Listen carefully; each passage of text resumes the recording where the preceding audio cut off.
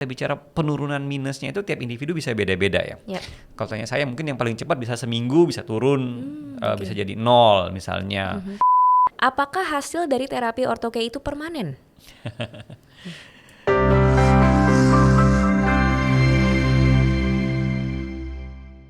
Hai Vioners, kembali lagi di channel Vio Optical Clinic. Kali ini kita akan memulai sesuatu yang baru nih. Tahun 2023 ada yang baru dari Vio Optical Clinic, yaitu bisa dilihat di sini, The Expert Powered by Vio Optical Clinic. Perkenalkan, nama aku Quincy, aku akan memandu podcast pada hari ini dan aku sekarang sudah ditemani oleh seorang dokter. Ini lahir dan besar di Palembang dan setelah lulus SMA, ini Dr. Andri Agusyah namanya. Beliau mengambil ilmu kedokteran di Cebu Doctors University di Philippines. Dilatar belakangi mahalnya biaya pengobatan dokter dan juga rumitnya konsep rumah sakit, Dr. Andri mendirikan Vio Optical Clinic, yaitu vision therapy pertama di Indonesia yang membawa inovasi treatment perbaikan fungsi penglihatan kelas dunia ke Indonesia dengan biaya yang affordable. Nah, selain itu nih, Vioners, Dr. Andri Agusyah ini merupakan Fellow American Academy of Optometry yang pertama dari Indonesia. Langsung aja deh kita ajak ngobrol-ngobrol untuk yang sudah bergabung di sebelah aku. Halo Dr. Andri. Halo, apa kabar? Apa kabar juga, aku baik. Baik ya. Oke. Semua sehat ya? Sehat, mata aku juga sehat kok. Oke. Dok, hari ini kan kita mau membahas sesuatu ya. Pastinya topik yang berfaedah banget untuk Vioners yang lagi nonton di episode pertama Vio Optical Clinic. Udah siap dokter? Udah siap ya? Udah. Nggak ada panggung ya? Langsung deh kita tonton video satu ini. Ini adalah topik hari ini Vioners yang akan kita kulik lebih dalam lagi bersama Dr. Andri.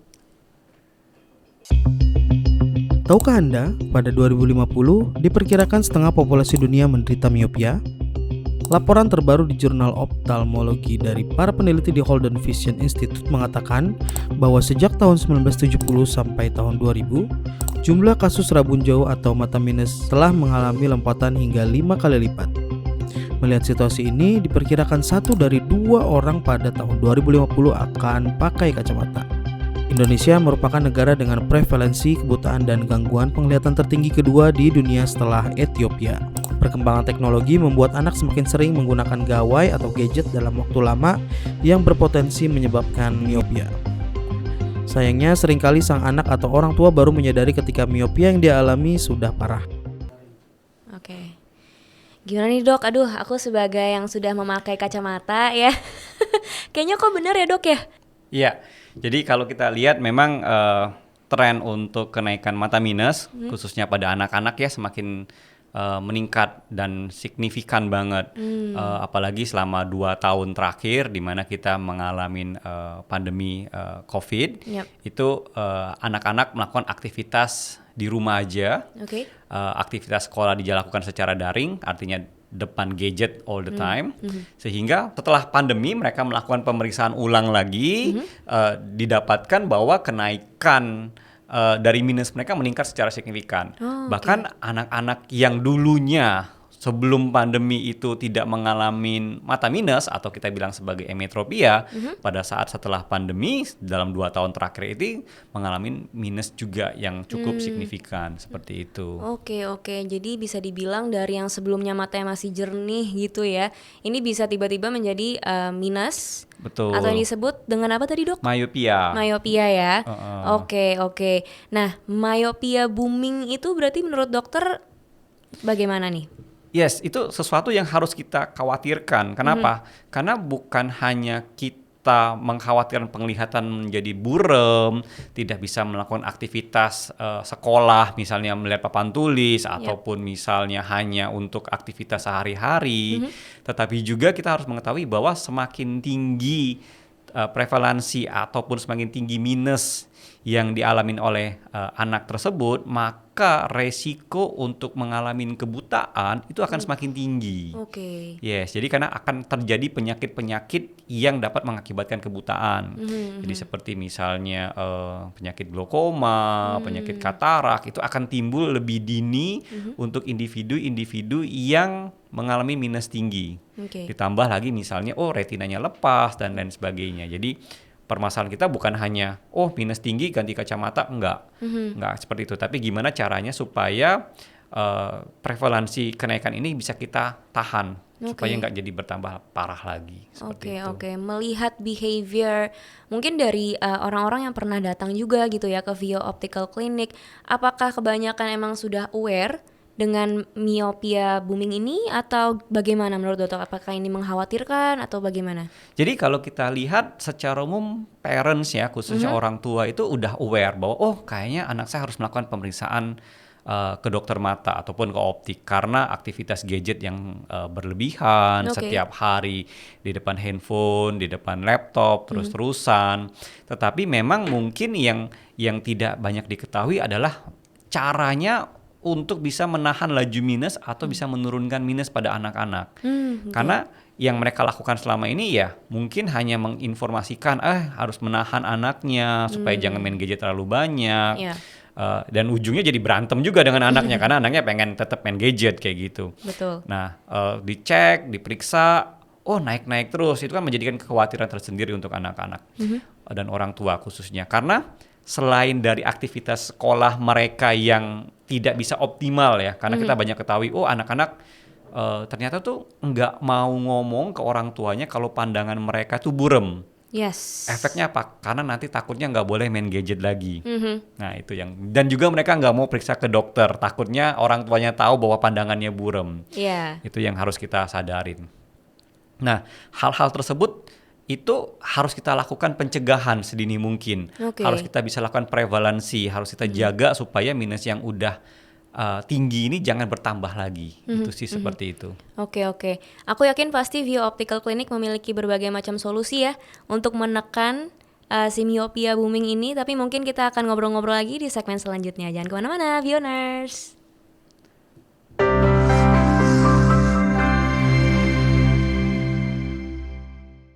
Sebelumnya mata anak saya -3, jadi aktivitasnya sering terkendala. Belum lagi kalau bangun tidur suka lupa naro. Kadang-kadang malah suka dibawa tidur, sering patah deh kacamatanya.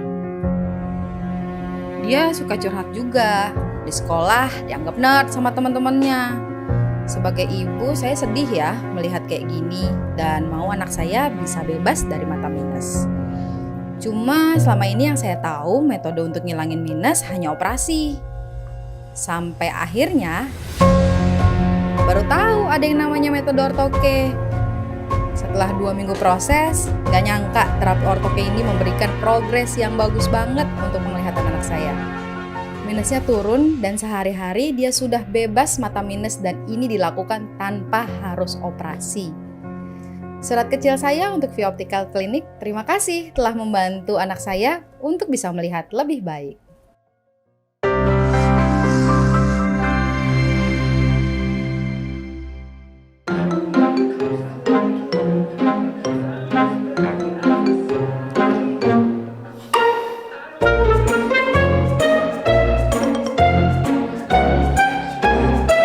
Aduh itu ngeri banget Vioners. Kenapa nyuci soft lensnya pakai air ludah? Itu menyeramkan sekali ya dok ya? Iya dan saya sih lihatnya udah speechless banget sih ya. Dan kita lihat emang harusnya tugas-tugas kita sebagai tenaga kesehatan ya khususnya di mata yang memang harus mengedukasi setiap orang bahwa gimana cara perawatan terhadap lensa kontak. Lensa kontak dan gimana caranya supaya menjaga kesehatan mata itu sendiri. Jadi kita nggak hanya bilang sebagai alat bantu penglihatan, tapi juga kita bisa merusak organ itu sendiri kan, sayang banget. Air ludah itu mengandung berbagai macam bakteri ya, dan itu digunakan dan itu akan masuk ke mata kita. Betul. Di mana mata kita tuh sangat sensitif. Kita kena debu aja udah kelilipannya udah nggak nyaman banget dan membuat merah. Jadi bisa dibayangkan seperti itu. Iya benar, mungkin konsepnya pada mikir seperti ini ya dok ya. Ya kan ini dari tubuh kita untuk kita gitu kan. Beda nih Vioners ya, jangan kayak gitu ya. Iya. Oke, kita balik lagi ke miopia nih dok. Dari Vio Optical Clinic, ada layanan apa aja nih yang bisa ditawarkan ke Vioners yang lagi nonton sekarang? Oke, jadi Vio itu adalah menurut saya adalah satu-satunya klinik mata yang fokusnya ke vision therapy. Oke. Artinya kita fokus gimana caranya untuk menjaga kesehatan mata, khususnya kelainan refraksi minus, kita ngomong miopia, silinder atau astigmatism, dan ada plusnya juga tuh kita sebut sebagai hypermetropia. Nah, terapi yang kita gunakan itu yang mungkin yang paling teman-teman paling banyak ketahui adalah ortho-K. Ortho-K itu adalah salah satu treatment terapi yang kita gunakan untuk menahan laju minus dan juga bisa membuat aktivitas individu tersebut nggak perlu pakai kacamata, penglihatannya jelas sepanjang hari. Yes, itu. Tapi juga tidak menutup kemungkinan kita juga banyak treatment lain seperti kita ngomong untuk amblyopia. Amblyopia itu mata males. Mata males. Jadi kalau kita ngomong bicara konsep mata males itu secara umum kondisi matanya baik, cuma hanya tidak maksimal. Jadi saraf yang harusnya input yang masuk ke otak itu tidak bisa maksimal sehingga tajam penglihatan yang didapat itu tidak maksimal. Jadi misalnya kita bilang kalau kita bisa melihat 100%, mungkin yang orang individu yang mengalami mata malas itu hanya 80%, 70% atau 50%. Dan itu kita bisa lakukan terapi untuk bisa meningkatkan tajam penglihatan individu tersebut. Selain itu juga kita juga ada terapi untuk seperti low vision. Low vision itu di mana juga penglihatannya di bawah subnormal. Tetapi juga tidak bisa dilakukan tindakan operasi, tindakan obat-obat tertentu, mungkin karena bawaan lahir. Nah itu kita rehabilitasi supaya dia bisa memaksimalkan penglihatan yang masih ada untuk bisa beraktivitas secara independen. Jadi kita lakukan itu. Jadi tujuannya adalah memaksimalkan penglihatan baik itu anak-anak dan orang dewasa sehingga mereka bisa bebas tanpa kacamata dan bisa beraktivitas dengan lebih baik. Jadi selain membuat penglihatan juga lebih baik, meningkatkan kualitas hidup juga. Oke. Berarti kan tadi kita udah tahu ya Vioners layanan apa saja yang diberikan oleh Vio Optical Clinic. Nah mungkin Vioners boleh dikasih tahu juga nih dok, apa aja visi misi dari Vio Optical Clinic sendiri dan juga bagaimana Vio Optical Clinic ini menanggapi isu miopia booming ini. Jadi Vio Optical Clinic itu adalah pioner untuk vision therapy di Indonesia. Nah, dari situ kita menginginkan bahwa anak-anak, khususnya anak-anak ya, yang dalam usia sekolah, usia produktif, itu dapat melihat dengan lebih baik, dengan lebih jelas. Sehingga mereka dapat beraktivitas dengan lebih bagus, terus dapat mencapai impian dalam arti profesi yang mereka inginkan pada saat mereka dewasa. Jadi bayangkan kalau Quincy misalnya anak kecil udah usia 10 tahun aja udah minusnya minus 5, minus 6 dan sedangkan dia saya cita-citanya pengen jadi misalnya jadi anggota misalnya masuk ke kepolisian atau mau jadi pilot, itu kan sangat tidak memungkinkan itu terjadi. Jadi kita pengen mewujudkan mimpi-mimpi tersebut terhadap anak-anak Indonesia. Nah, menanggapi isu dari myopia booming di mana myopia itu naik secara signifikan, karena kita adalah pioneer di myopia control ataupun vision therapy, sudah pasti ilmu yang kita dapatkan itu bukan dari lokal. Ya, kita update teknologi, kita update SDM, artinya dokter, tenaga kesehatan baik itu optician, optometris, untuk melanjutkan pendidikan ataupun mengikuti seminar dan bootcamp di luar negeri, di mana update yang mereka dapatkan itu yang terbaru. The latest update teknologi yang ada khususnya untuk myopia control dan vision therapy. Nah itu yang kita lakukan. Jadi kita selalu terupdate dan mendapatkan hasil-hasil yang pertama untuk kita bisa terapkan di Indonesia. Oke.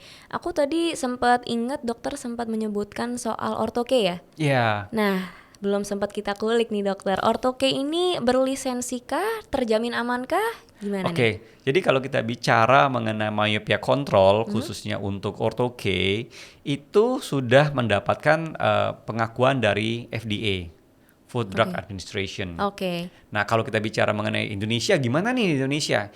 Indonesia udah terdaftar juga. Jadi yang kita lakukan juga memang sudah diakui nih, artinya udah terdaftar, bukannya itu sesuatu yang ilegal ya. Karena itu akan mempertaruhkan kita punya profesi juga dong, ya. Jadi kita juga akan menjamin bahwa pada saat pemakaian lensa kontak ortho-K ataupun pada saat kita lakukan terapi ortho-K, pasien kondisi matanya aman, tidak mengalami misalnya iritasi, perih dan lain sebagainya. Itu kita harus lakukan dengan baik. Tapi pasien juga harus mengikuti treatment yang kita lakukan. Artinya compliance. Nah, itu akan menjamin keberhasilan dari treatment itu sendiri. Jadi kalau untuk teman-teman yang ingin menanyakan ortho-K dari segi keamanan, yes, itu sudah aman ya. Dan kalaupun misalnya khawatir, tidak perlu khawatir lagi. Kenapa? Karena tim kita di VIO Optical Clinic itu selalu membantu. Jadi tim kita pada saat mulai terapi pun akan selalu memberikan instruksi, selalu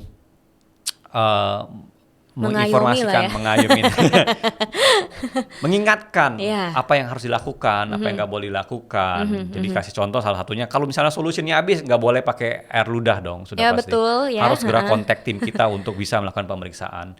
Dan sistem kita, SOP kita udah melakukan bahwa mereka harus check up secara rutin. Jadi akan di-remind lagi, diteleponin kalau mereka nggak datang, diingatkan lagi seperti itu. Oke, thoughtful juga ya. Ini lumayan nih Vioners yang masih jomblo-jomblo kalau butuh perhatian ya. VIO Optical Clinic adalah solusinya. Tapi tadi dokter sempat sebut juga bisa hubungi kita. Nah, mungkin Vioners ada yang belum tahu bisa hubunginnya kemana aja nih? VIO Optical Clinic ada di mana aja bisa ditemukan? Oke, jadi kalau VIO Optical Clinic sendiri itu ada di daerah Bekasi, Harapan Indah, di Galaxy juga di Bekasi, terus ada di Gading Serpong, di Green Lake, di Depok, dan akan tambah-tambah lagi selanjutnya di kota-kota besar lainnya. Oke, tadi itu kan Jabodetabek ya dok ya. Nah, untuk Vioners yang di luar kota gimana nih? Bisakah ke VIO Optical Clinic juga? Kita ada satu di Bandung. Di Bandung, oke. Dan kota-kota lain menyusul ya? Kota-kota lain akan menyusul soon. Tetapi kalau memang teman-teman ataupun orang tua yang udah pengen melakukan pemeriksaan terhadap anaknya, kita ada yang namanya roadshow. Roadshow terakhir yang kita lakukan itu ada di Kota Semarang dan di Kota Surabaya. Ya. Roadshow-nya itu seperti apa nih dok? Boleh diceritain dikit gak? Jadi roadshow-nya itu ya kita melakukan pemeriksaan mata screening khususnya untuk ortho-K, di mana kita menginginkan mendapatkan pasien yang membutuhkan terapi mata. Ya. Kita akan kirimkan tim berserta dokter di satu lokasi dan kita lakukan pemeriksaan di situ, dan kita akan lakukan itu tiap bulan rutin biasanya. Dan selain Surabaya dan Semarang juga akan ada kota-kota besar lainnya yang akan kita datangin untuk bisa memberikan servis yang lebih baik. Artinya kan bukan hanya di Jabodetabek, bukan hanya di Bandung, bukan hanya di Surabaya, di Jawa, tapi bisa seluruh Indonesia. Kita pengennya seluruh anak-anak produktif ya yang dalam usia sekolah yang mengalami minus tinggi, kita bisa lakukan vision therapy sehingga penglihatan mereka akan lebih baik. Kota-kota besarnya yang akan didatangi oleh roadshow ini apakah boleh dibocorin atau nanti aja nih setelah kameranya mati? Nanti aja mungkin ya dipantengin aja di social medianya VIO Optical Clinic ya. Nah, ngomongin soal social media, ada banyak banget ini dok Vioners yang udah mengirimkan pertanyaan. Tapi mungkin setelah segmen yang satu ini ya.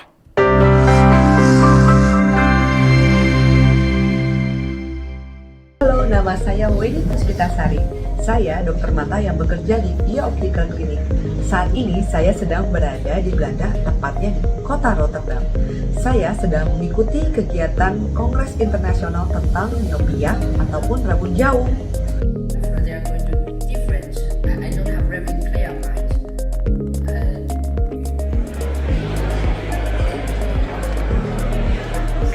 Harapannya dengan mengikuti kegiatan ini, Vio terus selalu memberikan update ilmu terbaru tentang terapi mata minus, sehingga pelayanan kepada pasien-pasien Vio akan terus optimal. Sampai ketemu di video berikutnya. Vio Optical Clinic, help you see better.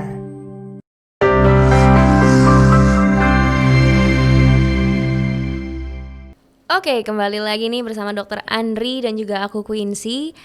Dok, tadi kan kita sempat bahas sedikit tentang ortho-K. Nah, kalau misalnya aku tertarik nih untuk menjalani terapi ortho-K gitu ya, tapi aku belum tahu nih lebih dalam. Jadi boleh nggak dikasih tahu dulu lebih lanjut tentang ortho-K ini seperti apa? Oke, kita spill ya berarti ya. Spill, betul. Oke, jadi kalau kita bicara mengenai ortho-K, yang kita lakukan itu adalah melakukan pembentukan ulang permukaan korneanya. Oh. Jadi kita tahu bahwa individu yang mengalami mata minus atau mata silinder itu biasanya bentuk bola matanya agak sedikit lonjong ataupun kayak kita ngomong sebagai silinder. Oke. Nah, jadi yang kita lakukan adalah membentuk ulang. Jadi kalau konsepnya yang mungkin yang mendekatin walaupun tidak sama adalah kayak seperti kita melakukan terapi dengan menggunakan kawat gigi. Oke. Oke, jadi giginya kan dulu awalnya nggak rata, nggak tidak beraturan. Ya. Kita pasangin kawat supaya balik ke bentuk yang normal, rata kan. Betul. Nah, dengan menggunakan yang kita ngomong sebagai kawatnya. Kalau kita menggunakan lensa kontak, kita molding jadi bentuk bola matanya. Itu yang kita lakukan secara secara garis umumnya ya kita bilang itu yang kita lakukan. Oke. Nah, butuh waktu karena pada saat kita melakukan pembentukan ulang, kornea itu harus kita molding secara baik sehingga tidak menyebabkan terjadinya iritasi. Ya, Oke. dan itu sangat simpel sebenarnya. Sebenarnya pasien nggak perlu melakukan aktivitas yang banyak, hanya perlu alatnya dipakai di malam hari pada saat tidur, sebelum tidur dipakai, dan pada saat bangun tinggal dilepas. Jadi konsepnya sih benar-benar mirip seperti penggunaan kawat gigi ya sebenarnya Iya. kalau kita lihat ya. Betul. Yes, seperti itu. Seperti retainer ya kalau habis Iya, pakai behel, betul. biasanya retainer pagi malam gitu kan. Iya. Oke.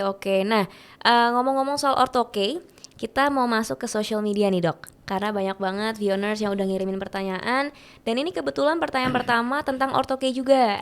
Oke. Yes, ini ada datang dari Mita Anur. Hai Mita Anur. Jadi Mita bertanya, terapi ortho-K ini diperuntukkan untuk anak-anak seperti itu ya. Kalau untuk dewasa, apa kemungkinan minus turun juga? Kalau untuk dewasa ya, jadi sebenarnya kalau kita lakukan terapi ortho-K, kita bilang myopia control ataupun vision therapy, memang kita lebih fokusnya ke anak-anak. Oke. Karena apa? Karena anak-anak tuh pertama menurut saya adalah mereka dalam usia pertumbuhan. Jadi emang kita lebih fokusnya harusnya ke sana. Oke. Ya, masa depan mereka masih panjang banget. Nah, dan kalau kita bicara dari segi anatominya, mungkin saya bilang lebih gampang dibentuk dibanding dengan orang yang udah dewasa. Kita bilang tuh stiffness. Oke. Jadi kekakuan ya. Nah, kita yang itu yang kita lihat sih. Tapi tidak menutup kemungkinan orang dewasa juga bisa kita lakukan terapi. Oke. Ya. Tetapi orang dewasa itu lebih banyak opsinya. Jadi misalnya dia karena anak-anak kan belum boleh operasi kayak lasik, kayak laser. Orang dewasa udah boleh lasik. Ya. Jadi kalau kita bicara, jadi apa bedanya antara ortho-K dengan lasik? Misalnya refractive surgery kita ngomong. Sudah pasti ortho-K hanya kita gunakan untuk anak-anak. Karena mereka belum boleh lasik ataupun refractive surgery. Orang dewasa sudah bisa. Kedua, kalau aku lihat dari segi kontrol, anak-anak itu aktivitasnya lebih bisa dikontrol. Oke. Artinya kita tahu aktivitas yang mereka lakukan sekolah, pulang, les, belajar, main, makan, tidur. Iya, betul. Ya, jadi saya bisa tahu, kalau dia tidurnya harus cukup nih, 7 jam.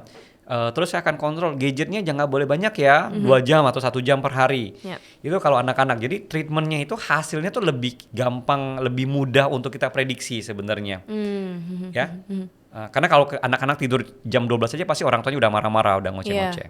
Tapi kalau orang dewasa, misalnya kuliah aja sudah tinggal ngekos sendiri, nggak ada yang kontrol. Iya. Kayak gitu. Mau tidurnya malam jam 12, mau handphonenya 24 jam sehari, kita juga nggak bisa kontrol. Iya, iya. Jadi aku percaya successful rate-nya lebih sedikit di orang tua dibanding dengan orang dewasa ya, dibanding dengan anak-anak seperti itu. Tapi nggak ada salahnya untuk dicoba terlebih dahulu atau tidak disarankan nih? Silakan aja, dalam arti Oke. kita bisa meningkatkan kualitas hidup dari pasien, artinya dari individu tersebut. Kenapa? Karena ortho-K itu juga bisa menjadi salah satu alternatif pengganti lensa kontak, pengganti kacamata. Jadi nggak perlu pakai kacamata, nggak perlu pakai lensa kontak lagi dong sepanjang hari. Jadi mau aktivitas sport, kayak berenang, di mana kan lensa kontak nggak boleh dipakai kan?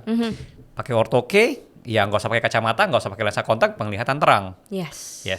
Dan salah satu data terbaru mengatakan lens ortho-K juga bisa digunakan untuk individu yang mempunyai mata kering, di mana mereka tidak bisa menggunakan lensa kontaknya. Oke. Jadi bisa menjadi alternatif terapi juga, kayak gitu, seperti itu sih. Oke. Tapi juga harus diingat bahwa misalnya kalau orang tua mau melakukan terapi ortho-K, kita harus berbicara, misalnya kita harus melakukan pemeriksaan secara rutin, kita harus melakukan assessment dulu, screening dulu, memberitahukan informasi aktivitasnya yang boleh dilakukan seperti ini, yang tidak boleh dilakukan adalah seperti ini. Ada komitmen kayak seperti itu, kayak gitu. Oke. Sepertinya ini pertanyaannya nyambung-nyambung ke pertanyaan kedua nih, dokter. Langsung dijawab ya semuanya. Iya, agak sedikit terjawab tapi belum lengkap, belum semuanya. Ini aku mau sapa dulu, ada Ruli Anti Gurning. Oke, pertanyaannya adalah bagaimana cara untuk memaintain supaya minus tidak muncul lagi? Memaintain, berarti memaintain udah nggak minus, bagus nih, supaya minus itu nggak muncul gitu ya. Oke. Jadi kalau kita bicara mengenai baik itu misalnya setelah dilakukan refractive surgery ataupun setelah dilakukan terapi ortho-K, yang harus dijaga yang paling banyak yang bisa kita lakukan adalah modifikasi kita punya kebiasaan. Ya, jadi aktivitas jarak dekat dalam jangka waktu yang lama dan terus menerus itu dapat mengakibatkan pandangan jauhnya menjadi buram. Itu salah satu kuncinya. Nah, selain itu juga saya ngeliat bahwa istirahat yang cukup itu akan memberikan efek yang cukup signifikan terhadap penambahan ataupun kenaikan minus pada individu. Jadi kalau tidurnya kurang, misalnya cuma tidurnya 5 jam, 4 jam per hari, di mana kita tahu bahwa biasanya kalau udah tidurnya malam begadang, yang dipegang adalah handphone, nggak ada yang lain kayak gitu. Jadi ya itu akan related satu sama lain ya. Dibantu juga misalnya ya konsumsi air putih yang banyak, konsumsi sayuran dan buahan. Malahan saya kadang-kadang kasih rekomendasi kalau anaknya orang tua nih ngomong tanya saya, dok ini gimana sih anak saya pegang gadget terus, kalau diomongin nggak bisa. Ya udah ibu kasih air minum aja yang banyak. Pasti kalau air minum sebentar-bentar pasti ke toilet. Oh iya, benar. Jadi males gitu kan main gadget ya. Jadi kalau mereka main gadget dan gadgetnya itu di televisi ataupun di laptop, mereka mau nggak mau harus berdiri, stop sebentar, pergi ke toilet. Jadi ada breaknya. Iya. Jadi ada breaknya. Kecuali kalau dia pegang handphone dibawa kemana-mana. Karena itu kita selalu tidak merekomendasikan penggunaan handphone kepada anak-anak. Oh iya. Karena orang tua bisa lost control, orang tua tidak mengetahui apakah anaknya mengalami minus atau enggak, dan anak-anak sangat pintar dengan handphone, bisa dibawa kemana-mana. Anak saya aja sendiri dikasih handphone, terus ngilang. Saya juga nggak tahu, tiba-tiba 2 jam anaknya kemana nih? Oh tiba-tiba sembunyi Di toilet. Iya. Kok anaknya sama sih kayak aku? Oke. Berarti seperti itu ya cara-cara untuk menghindarinya. Nah lalu ini ada pertanyaan lagi nih dok tentang ortho-K juga dari Shabia Prayerset. Apakah hasil dari terapi ortho-K itu permanen? Good question sih. Tapi saya selalu bertanya kepada pasien. Saya nggak menjawab, tapi saya akan selalu bertanya. Oke. Sebutkan sesuatu yang permanen dengan tubuh kita, ada nggak? Wah, nggak ada lagi. Berat badan aku aja nggak permanen. Jadi kita nggak bisa katakan bahwa itu akan jadi permanen selamanya. Yang mungkin kita bisa katakan adalah kita bisa stabilin. Oke. Tapi ada certain time-nya juga dan itu akan balik ke aktivitas yang dilakukan. Tadi yang Quincy bilang, wah berat badannya nggak permanen. Berarti kan emang ada sesuatu yang harus dilakukan, di-maintain supaya itu menjadi lebih baik. Betul. Dan itu harus dijaga, betul ya. Yes, yes. Nah sama, orthoke maupun misalnya kita refractive surgery juga atau yang khususnya orthoke karena kita akan bicara orthoke lebih banyak, ya harus di-maintain. Oke. Harus maintain, harus jaga. Nggak bisa sudah selesai terus tiba-tiba gadgetnya langsung banyak, begadang, itu nggak akan bisa, pasti akan naik minusnya. Iya. Dan kita juga tahu semakin kita bertambah usia, kita bisa mengalami plus, ngalamin misalnya katarak dan lain sebagainya karena faktor usia. Jadi tubuh pun, mata pun selalu mengalami perubahan, baik kita sadarin atau nggak kita sadarin kayak gitu. Yes. Pertanyaan terakhir dokter, ini dari PMP Gembul 8, jadi lapar. Katanya gini, apakah penggunaan lensa kontak membuat mata iritasi atau tergores? Indikasi terjadinya iritasi atau tergores, yes bisa. Oke. Jadi kalau tanya saya apakah pengguna orthoke terapi misalnya ataupun penggunaan lensa kontak dapat mengakibatkan matanya menjadi iritasi, ya bisa. Ada possibility terjadi seperti itu. Tapi bukan karena dari lensa kontaknya, biasanya karena dari individunya dong. Misalnya, tangannya lagi nggak bersih, kucek matanya, atau misalnya lensa kontaknya atau ortokenya tidak dibersihkan dengan maksimal. Pakai air ludah, ya seperti itu. Jadi itu bisa terjadi. Nah, tapi good poin-nya, poin yang paling yang terbaik yang aku bisa berikan adalah kita monitor kondisi itu.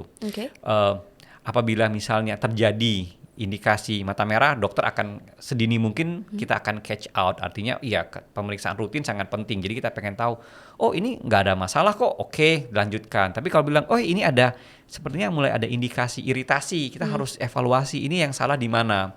Apakah kita harus menginformasikan salah informasi ke pasien mengenai perawatan lensa kontaknya, atau memang pasien juga lupa apa yang harus dilakukan dengan lensa kontak dan ortokenya, seperti itu. Oke.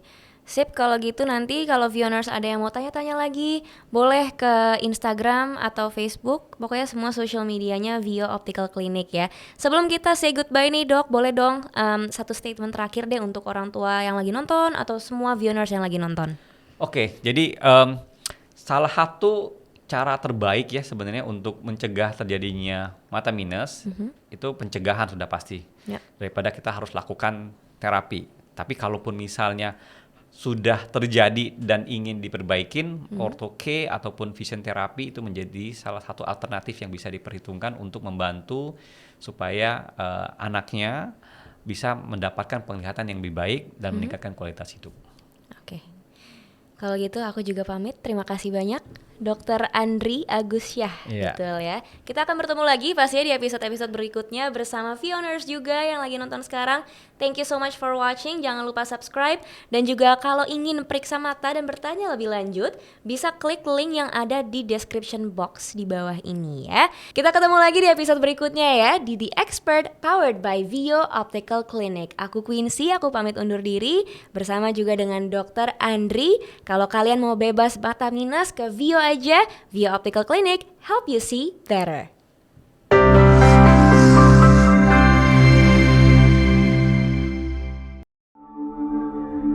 Vio Optical Clinic, help you see better.